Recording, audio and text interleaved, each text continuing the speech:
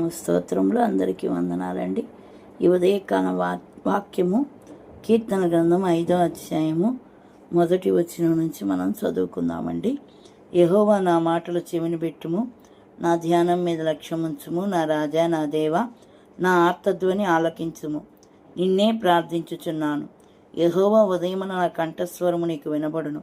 ఉదయమున నా ప్రార్థన నీ సన్నిధిని సిద్ధము చేసి కాచియుందును. నీవు దుష్టత్వమును చూచి ఆనందించు దేవుడవు కావు. చెడుతనమునకు నీ యొద్ద చోటు లేదు. హల్లెలూయా, స్తోత్రం, స్తుతి, ఆమేన్. కీర్తనాకారుడు ఏం మాట్లాడుతున్నాడండి? యెహోవా నా మాటలు చెవిని పెట్టుము, నా ధ్యానం మీద లక్ష్యం ఉంచుము అని ప్రార్థన చేస్తున్నాడు, మొర పెడుతున్నాడు. ఉదయాన్నే ఆయన కంఠస్వరాన్ని దేవునికి వినిపిస్తూ ఉన్నాడు. మనం ఏం చేయాలి? తెల్లవారుజామునే లేచి దేవుణ్ణి స్తుతించే వారముగా ఉండాలి, ఘనపరిచే వారముగా ఉండాలి, ఆయన నామాన్ని మహిమపరిచే వారముగా ఉండాలి. నా ధ్యానం మీద లక్ష్యముంచుము అని అడుగుతున్నాడు దావీదు మహారాజు. నా రాజా, నా దేవా, నా ఆర్తధ్వని ఆలకించుము. నిన్నే ప్రార్థించుచున్నాను. దేవాది దేవుణ్ణి దావీదు ప్రార్థిస్తున్నాడు, మొర్ర పెడుతున్నాడు. ఉదయమున నా కంఠస్వరము నీకు వినబడును. ఉదయమున నా ప్రార్థన నీ సన్నిధిని సిద్ధము చేసి కాచియుందును అని మాట్లాడుతున్నాడు. ఉదయాన్నే తెల్లవారుజామునే మొర పెడుతున్నాడంట ఆయన. తెల్లవారుజామునే ఆయన ప్రార్థన చేస్తూ ఉన్నాడు. మనం కూడా మొరపెట్టే వారముగా ఉండాలి, ప్రార్థించే వారముగా ఉండాలి.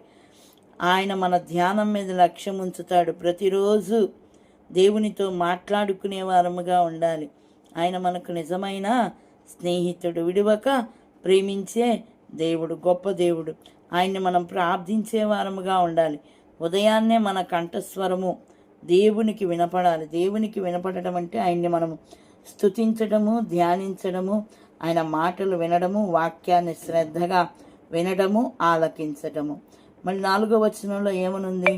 నీవు దుష్టత్వమును చూచి ఆనందించు దేవుడవు కావు. చెడుతనమునకు నీ యొద్ద చోటు లేదు.